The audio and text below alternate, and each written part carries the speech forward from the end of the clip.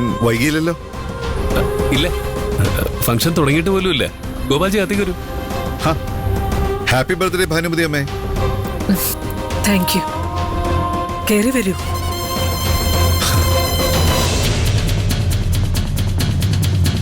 അല്ല, എനിക്ക് വീട്ടിലേക്ക് കയറാലോ അല്ലേ? അതെന്താ ഗോപാൽജി അങ്ങനെ ചോദിച്ചേ? അല്ല ഗിരി, കഴിഞ്ഞ തവണ അമ്പലത്തിൽ സംഭവിച്ചതുപോലെ ഇറങ്ങിപ്പോവാൻ പറയുമോന്ന് അറിയില്ലല്ലോ.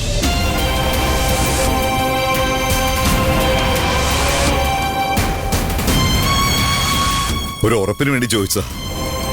വിളിക്കാത്ത കല്യാണത്തിന് ഒരുങ്ങിക്കെട്ടി വന്നാ അങ്ങനെ ഓരോന്ന് കേൾക്കേണ്ടി വരും. മഹിമേ, അല്ല ഈ ഫംഗ്ഷന് ക്ഷണിച്ചിട്ടുണ്ടല്ലോ, പിന്നെന്തിനാ മടിച്ചു നിൽക്കുന്നത്? കയറി വരൂ.